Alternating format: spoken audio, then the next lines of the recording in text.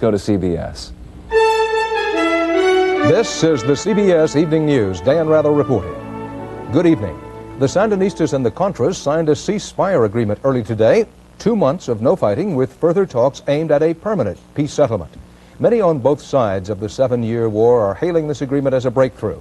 President Reagan is not among them. He is skeptical, wary, and still determined to get more money for the Contras. From Nicaragua, CBS News correspondent John Blackstone begins our coverage.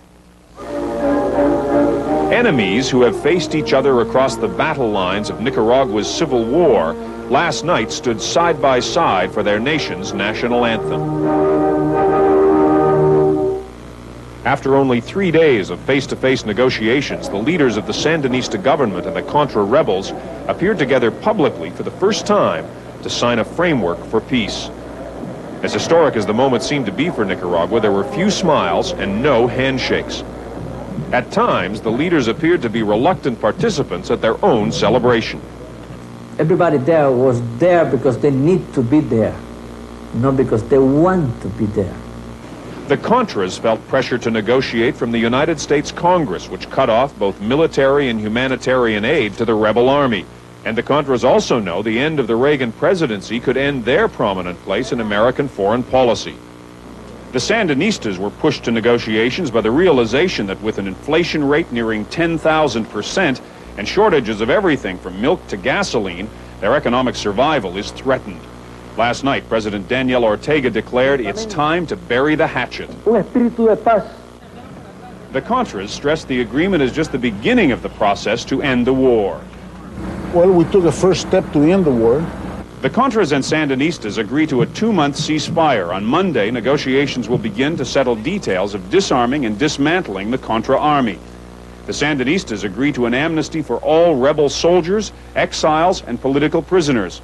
They agree to elections as scheduled in the Nicaraguan Constitution, and they agree to full freedom of expression. But in Managua today, there were question marks in all the newspaper headlines, and question marks too, it seems, in the minds of the people. After more than a decade of turmoil, the people of Nicaragua know peace and freedom do not come easily. They know it takes more than signatures on paper to bring better days to a battered land. John Blackstone, CBS News, Managua. Sandinistas is going to honor that ceasefire? I don't know. Members of President Reagan's administration greeted the ceasefire with a lukewarm embrace and a heavy dose of skepticism, hailing it as an important step toward peace, but warning that it is too soon to celebrate. The history is of Sandinista promises that are then not fulfilled. So we will have to keep our eye on behavior. Schultz also warned that the ceasefire means there's now no excuse for further Soviet military aid to Nicaragua. However, both White House officials and congressional Democrats say they now expect quick action on humanitarian aid to the Contras allowed under the plan. There are still disagreements over exactly what can be delivered and whether the CIA can deliver it. For heaven's sake, if the Nicaraguans who've been shooting at one another can agree, surely Republicans and Democrats can agree. But no one seems able to agree just who deserves credit for the ceasefire. Conservatives say certainly not the Sandinistas, suggesting that it is just a ploy by Nicaraguan President Daniel Ortega. I think he's totally predictable. He intends to win. He intends to talk to people until they stop fighting, and then he'll kill them. The Secretary of State says that sending U.S. troops to Honduras made the Sandinistas come to the bargaining table. But some Democrats believe the White House has been doing its best all along to sabotage the Central American peace plan. Well, we tried to walk away from the Arias plan for months and did everything possible, that is, the administration did, to undermine that effort. To go around and undermine this particular effort would be a disaster.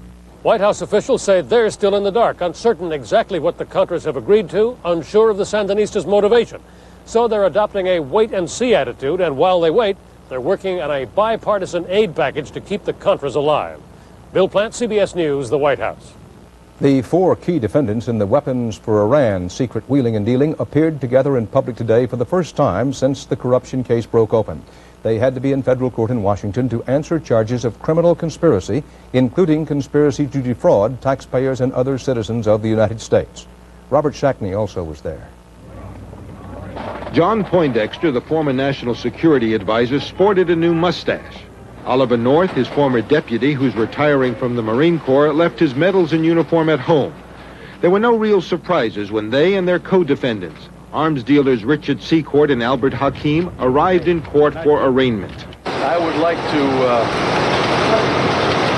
thank the American people for their continued support and prayers, and I have absolute confidence, because my family, that with your continued support and help and prayers, we will see this to a very successful conclusion.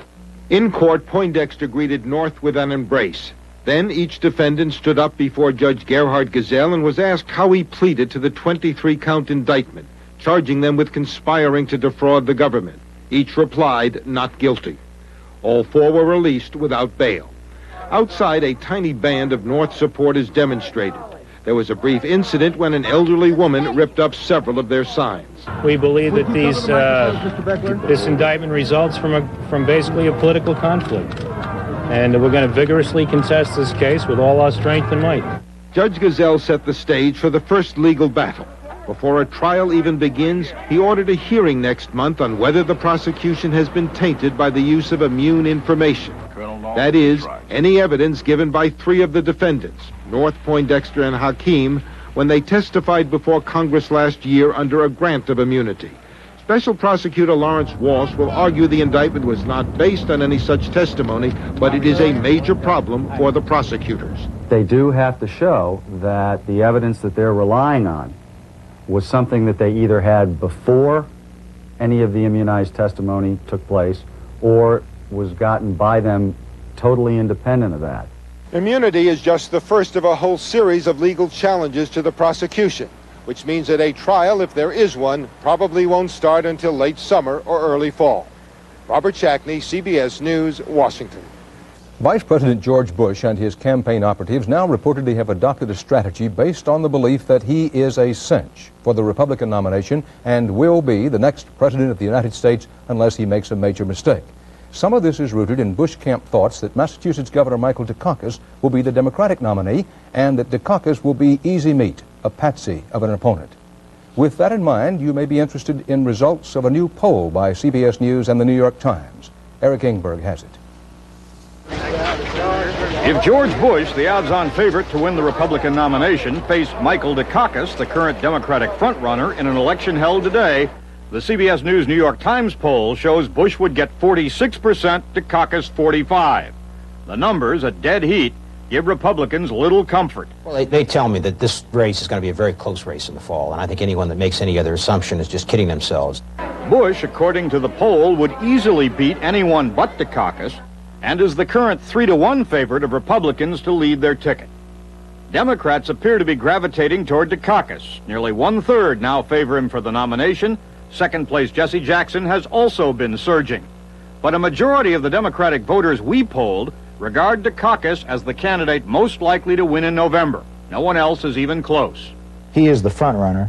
He's getting to smell a little bit like the prohibitive front runner, which means if he continues to win, he'll lock this thing up. If he stumbles, he'll stumble badly. As for Jackson, the poll shows both Democrats and Republicans agree he cares about their problems. But 51% say they could not vote for him for president under any circumstances. Only a third of the Democrats feel that way. Jesse Jackson has become much more acceptable in 4 years than most people ever thought he would to the general electorate. I don't think Jackson has hurt the Democratic Party one iota. Democratic voters, despite an indecisive and often confusing nomination fight, are growing more comfortable with their candidates. Less than a quarter see any need for some Prince Charming, such as Mario Cuomo, to step forward and challenge the existing field. Eric Ingberg, CBS News, Washington. The next showdown for Democrats is 2 days away, the Michigan caucuses. It could be the final test for Congressman Dick Gephardt, as Michael Dukakis has done a flip-flop trying for a knockout. CBS News chief political correspondent Bruce Morton reports. Michigan's Democratic election is about plants like this. More than 60,000 worked here once, 14,000 now. It's about numbers and people. More than 100,000 United Auto Workers union jobs lost in the state since 1980. The election is about jobs and foreign cars and foreign trade. Some of the candidates are using new lines. We're not going to accept an America where all we do is flip each other's hamburgers and take in each other's dry cleaning for $3.35 an hour. That's a line Richard Gephardt and Dukakis share. Dukakis has gone further, endorsing a Senate amendment to the trade bill making it easier to act against unfair trading practices. And we're going to use the president's authority under existing law and under the Regal Amendment. Wait a minute, isn't that a flip-flop? He wants to come to Michigan and try to fool the voters here that he really is for a profound change in American trade policy. No, I said that back in April of 1987. But what he usually said was, we don't need any new law. For instance, Congress has authorized the president to act. You want another law. I would act. Is it a Dukakis flip-flop? Not exactly, but certainly a swerve, maybe a half-flop. Gephardt's amendment is more sweeping and less flexible than the one Dukakis now supports. Gephardt's is also less likely to become law. But he plugs away for it, promising heavy tariffs on foreign cars unless other countries remove theirs on American cars. Jesse Jackson in this heavily union state has sidestepped the Gephardt-Dukakis fight. He blames job loss on multilateral corporations. Don't get angry at the foreigners. That's misplaced energy. The South Koreans did not take jobs from you. GM took jobs to them. But Jackson's stump speech and issue papers are vague on how he'd deal with the problem. And some union members support each of the candidates. UAW President Owen Bieber went to a news conference with Gephardt but did not endorse him. My conscience will be my guide. Former President Douglas Frazier endorsed Dukakis but is for the Gephardt amendment. It seems to me there isn't the vast difference between Gephardt and Dukakis as some people portray. Everyone agrees jobs and foreign competition are the issues here. The Democrats do not agree on what to do about them. Gephardt, Dukakis, and Jackson all think they will do well here. Gephardt probably has to win or else bow out. Bruce Morton, CBS News, Detroit. The Federal Election Commission today granted a man generally described as a political extremist, Lyndon LaRouche, U.S. government matching money for his 1988 presidential campaign, despite questions about LaRouche's fundraising methods. LaRouche is being tried on federal criminal charges in connection with fundraising for his '84 campaign. Still to come on the CBS Evening News, correspondent Ray Brady on why it's not easier to figure out your income taxes this year and why it may cost you more, too. And Gary Reeves on a girl who's been up on a pole longer than some flags.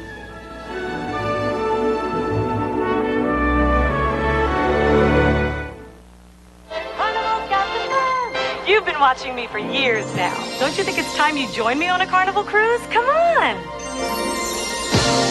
More people are taking vacations on Carnival. Because when you take a Carnival cruise, all your shipboard funds included in one terrific price. All your nighttime entertainment's included. All your food's included too. Plus fantastic tropical ports of call.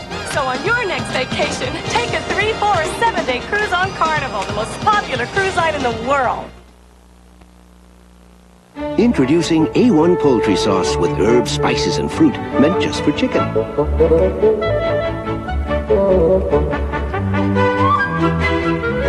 So A1 poultry sauce makes the most of chicken any way you make it. These vegetables are the nation's leading seller. These are not. These are chosen by Del Monte for their consistent quality. These are not. Does your family deserve anything less? Del Monte, we grow quality. Hurry, time is running out on Color Tile's biggest sale of the year. Your last chance to save up to 50%. Ceramic tiles, vinyl tiles, mosaics, even wall coverings. This stylish ceramic tile, just 59 cents. Venetian wall tile, 63 cents. Rich wood parquet floors, $1.40 to $1.56. And Sundial Solarian, only $8.99 after rebate. Color Tile's biggest sale of the year. Come now and bring the beauty home. Hurry, sale ends Sunday, March 27th.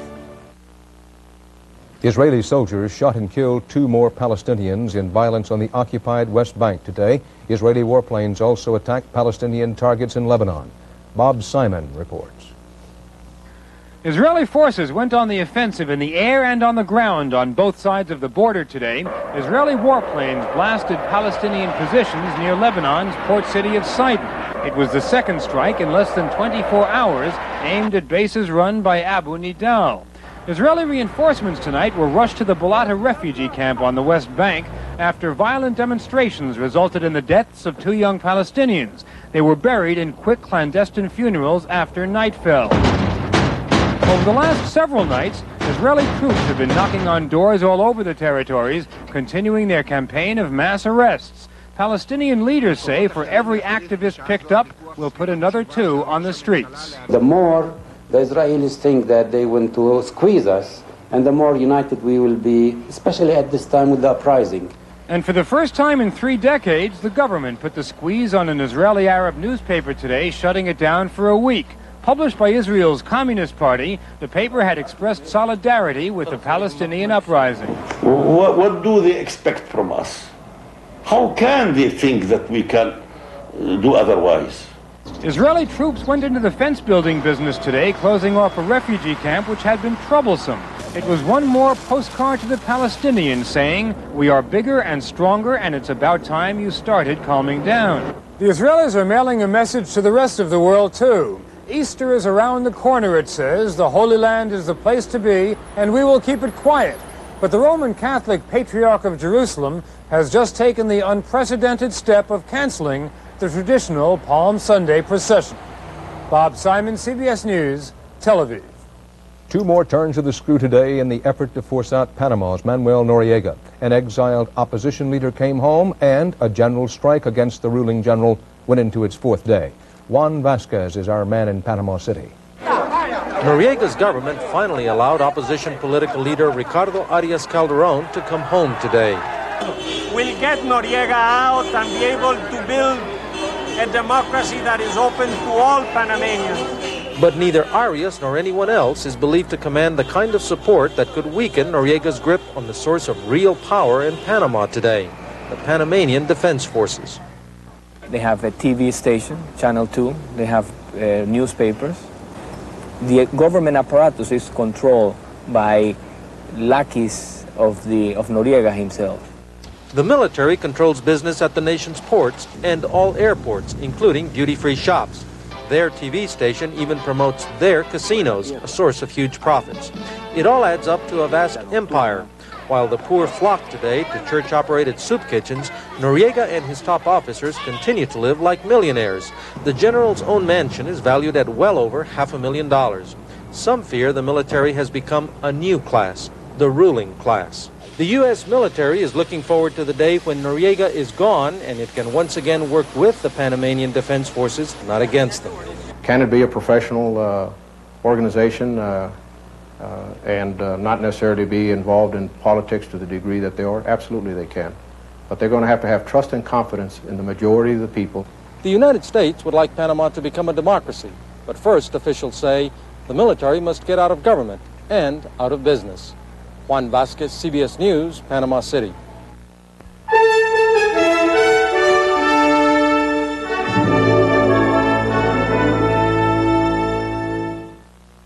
You can't decide until you know what New York is doing? I'll get back to you. Those numbers ready? I just called Chicago. I'm calling New York and London next. The Peterson deal won't wait forever. What's he expect you to do? I don't know. I can't talk to everyone at once.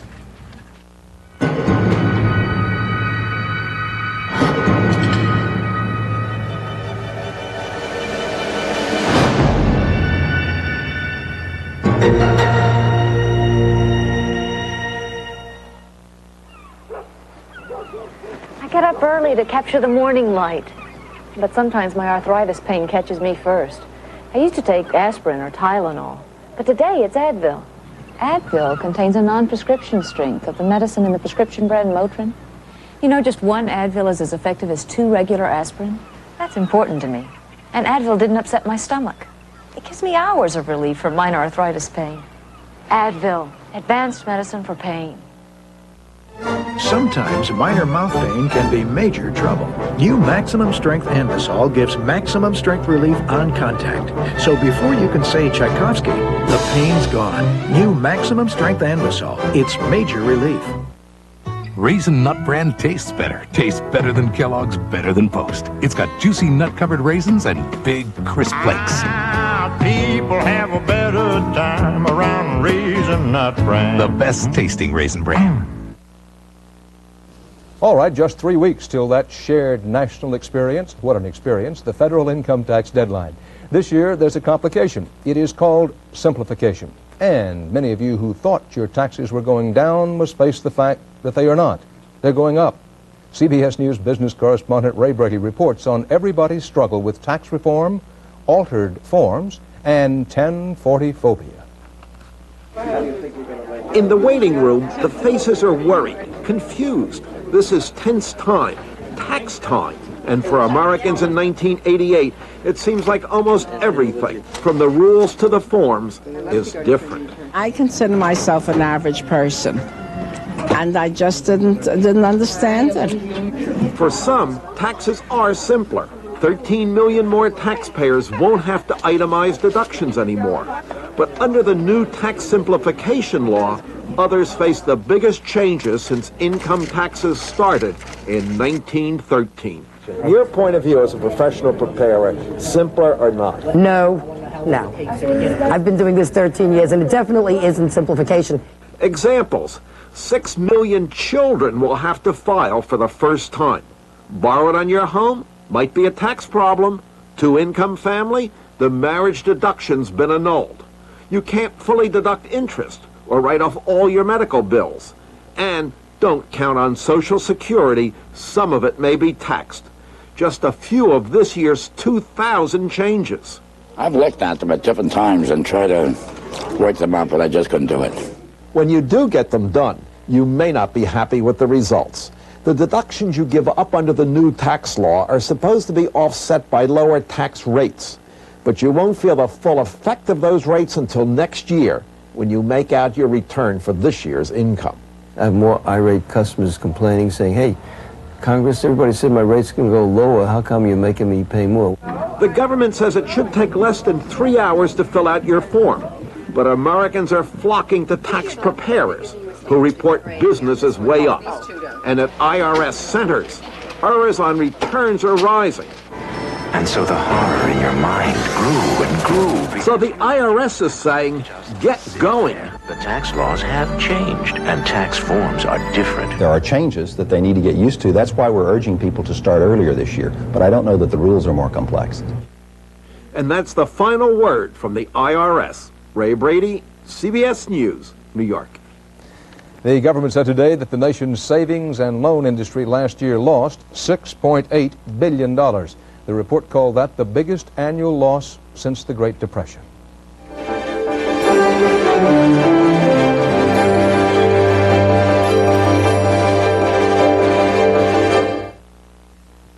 You're ready to sell your house?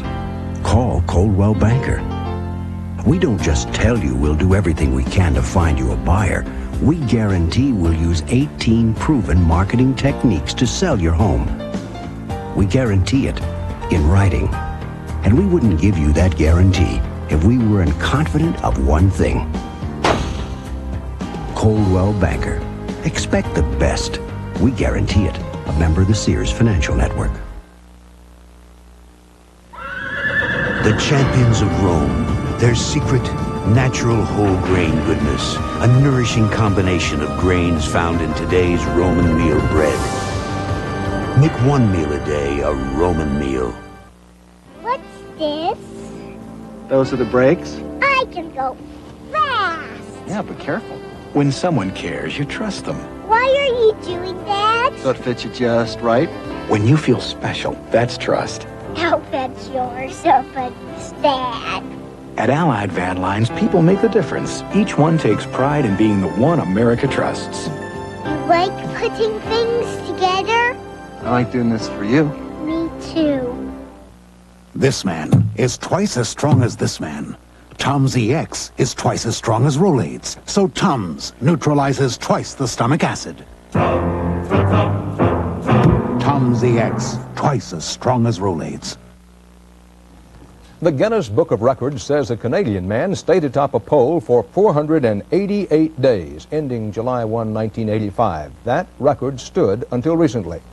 Not to leave you up in the air, Gary Reeves reports now on a record setter and several kinds of love story. Mother and daughter, sister and sister, and boy meets girl.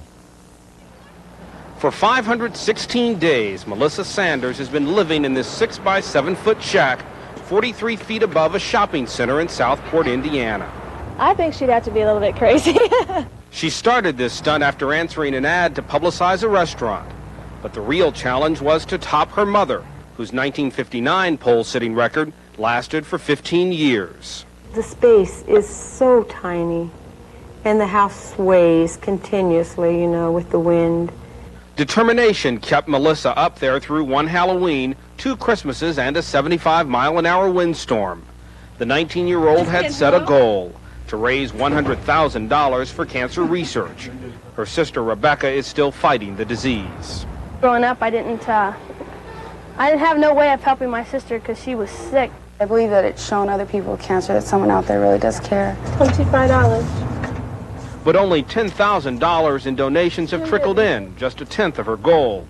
Melissa broke the pole-sitting record last month, but she has stayed up there, hoping a radio telethon today would bring in more money. People all over the country reaching out to help Melissa Sanders. In her tiny house, Melissa has hot running water, food deliveries, video games, and the occasional visit from a pole-climbing hairdresser. The worst day came when her kitten, Polecat, slid off the deck and tumbled 43 feet to the ground. She survived with bruised ribs and 2 broken teeth. I wouldn't have been able to make it without her, I don't think. It would have been a lot worse. Melissa spent most of her day on the phone.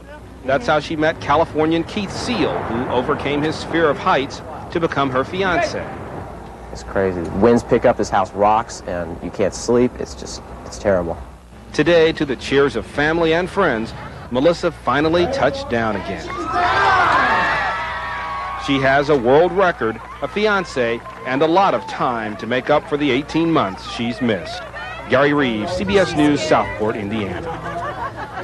And that's the CBS Evening News. Dan Rather. See you tomorrow. Good night.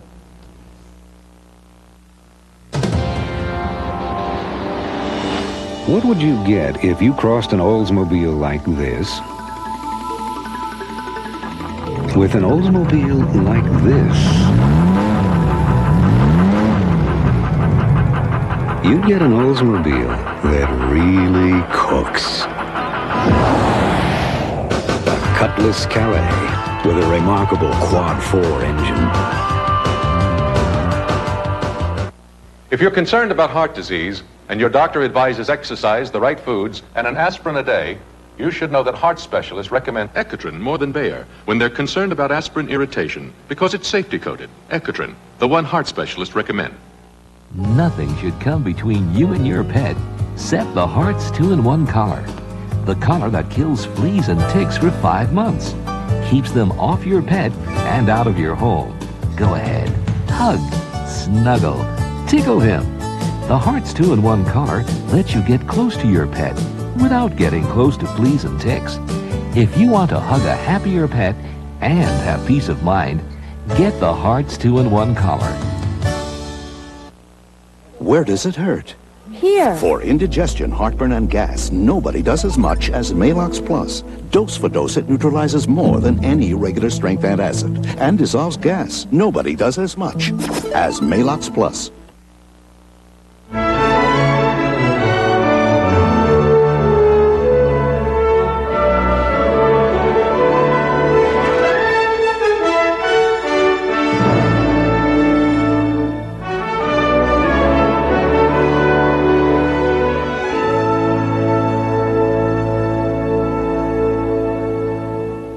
I'm Harry Smith. Tomorrow on CBS This Morning, we'll have more news from Nicaragua on the ceasefire truce. Also, coverage of the NCAA basketball tournament tomorrow on CBS This Morning. This is CBS. Coming up on Eyewitness News, Tennessee state troopers arrest a Philadelphia teenager wanted for the murders of 4 members of his family. And an airport area neighborhood is auctioned off to make way for that new runway. Those stories and a lot more are coming up after this.